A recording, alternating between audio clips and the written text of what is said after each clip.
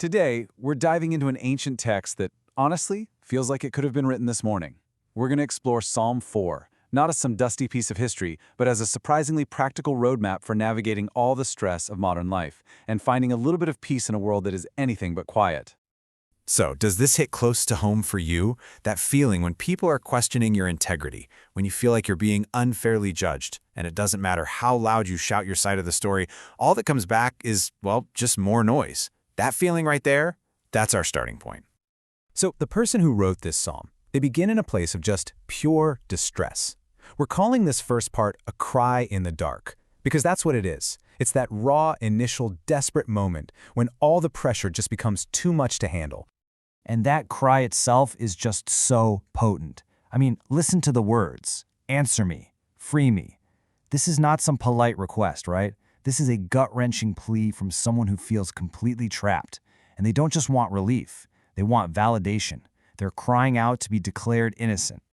But here's where things get really fascinating. After that initial cry for help, the writer doesn't just sit around and wait to be rescued. No, they turn around and they directly face the very source of all their anxiety. This next part is all about confronting the noise. And they do it with this series of really powerful, almost rhythmic questions. You can practically feel the exhaustion and the frustration just building with each one.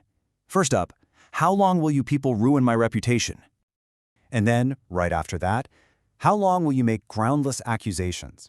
You see what's happening? They're calling out the lack of substance, the complete emptiness of the attacks against them.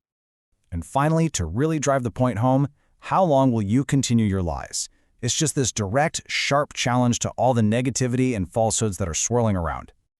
So, where does this courage come from? Well, right here. This is the foundation. It's this quiet but incredibly firm statement of belief. It's basically saying, look, I know I've been set apart. I know my voice will be heard. And that core conviction, that's the anchor that lets them stop fighting the battle out there and start winning the one in here. And this right here is the big turning point in the whole text. We're calling it the pivot to silence. And it's where the entire strategy shifts from confronting everyone else to this disciplined internal practice for finding real peace. And it's actually laid out as a clear 4-step guide. It's incredible. Step 1, acknowledge your anger, feel it, but refuse to let it control you. Step 2, instead of lashing out, practice silence. Just give yourself time overnight to think. Step 3, make sure your own actions are coming from a place of integrity. And finally, step 4, consciously choose to place your trust in something bigger than the chaos of the moment. I mean, what a powerful way to de-escalate your own inner turmoil. So, after doing all this internal work, what happens? What's the result? Well, it's not just that the anxiety is gone. It's the presence of something way more profound. It's what we're calling a deeper kind of joy. The psalm brings up this question that is just absolutely timeless. I mean, we hear this constantly today, don't we? Who will show us better times? It's that collective sigh from all of society, looking around at all the problems and just desperately hoping for a little bit of good news. And this is where the writer draws this brilliant distinction. See, on the left, you've got what we could call temporary happiness. You know, a great harvest, a booming economy, a project at work goes really well. Those things are great, but they're external and they don't last. On the right, though, that's lasting joy, and it's described as this internal sense of well-being, of favor. It's a happiness that doesn't depend on the stock market or what people think of you.